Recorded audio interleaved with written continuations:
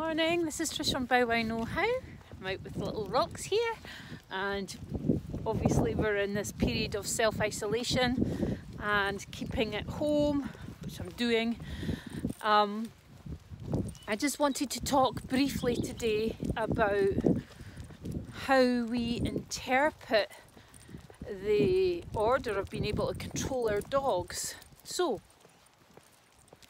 if we have dogs that are off leash and you've done a bit of training and they're generally okay at coming back, generally when they're off leash they pay attention to you if there's no distractions around that are actually more exciting than you, then don't let your dog off leash. Really isn't worth the risk. And worse still, if your dog you feel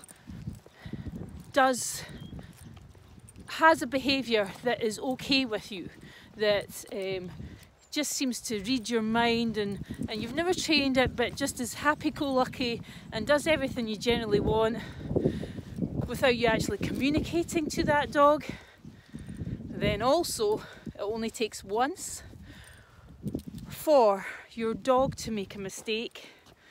And when I talk about mistakes, I don't mean that in a flippant way. I mean attacking another dog. It only has to happen once. Your dog may never have ever done this before. So therefore you've never ever had to think about communication and training because you've got just one of those dogs that is happy-go-lucky and easy and seems to be able to fit in with what you want. Never does anything wrong. Only has to happen once that it can go for another dog, human being, or worse, a child. Now, if your dog is generally okay and you've been looking at doing training, you've maybe done a session of training and you think that's it, I've done all I need to do with communication with my dog and we're getting there, eventually my dog will grow out of the behaviour, or eventually we'll come to some sort of understanding that 90% of the time my dog's good, or my dog's great in the home. And it's just when there's distractions, but life is full of distractions. Is it worth taking that chance? Now, if your dog is playing with a toy at home and won't out it or let go and is shaking it about, that dog is prey. So if you think about when you're outside and the dog sees something that reminds them of that toy, a teddy bear, a furry glove, and a child has it, and the dog goes and takes that off that child or goes to take it off the child doesn't know that the dog's playing in its head, and the dog doesn't know it's playing. That's prey. Is it really worth taking that chance? And these dogs are big dogs, so I take no chances. If I'm not sure my dog being off leash, they will never be off leash. If I can't get 100% proofed recall over a long period of time, then I work on the training. I wouldn't settle for that one chance where that dog does something that comes quite natural to it with instinct.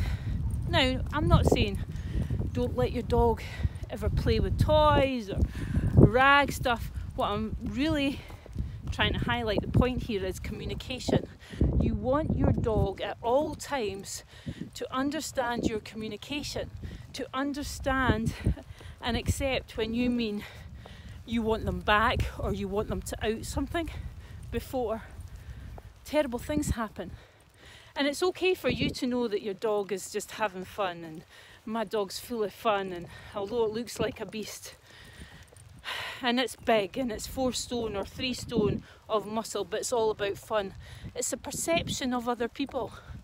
Do you want other people to go about in terror because your dog's acting in an extremely excited way and paying no attention to you when you're asking them to come to you, paying no attention to you when they seem to get excited and focus on that element of excitement with what it is that's taking their attention? It's not worth the risk. It's up to us as dog owners, especially with dogs, big breeds, to ensure that the public know that we are absolutely on it as far as obedience is concerned with regards to their manners when they're out in a public place.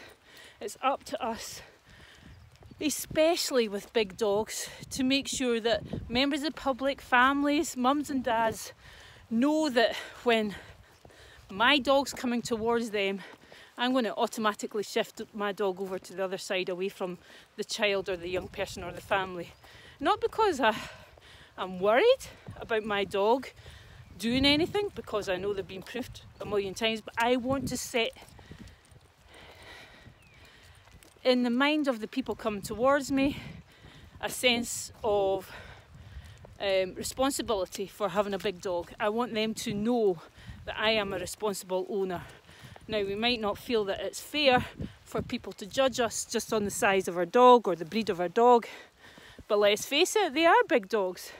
They're going to do way more damage than any little dog. So it's up to us to market ourselves to the general public as responsible owners and make sure that those dogs do not intimidate or cause fear, alarm or concern when they're around other members of the public, regardless of how confident you are with your dog, regardless of how well behaved your dog is.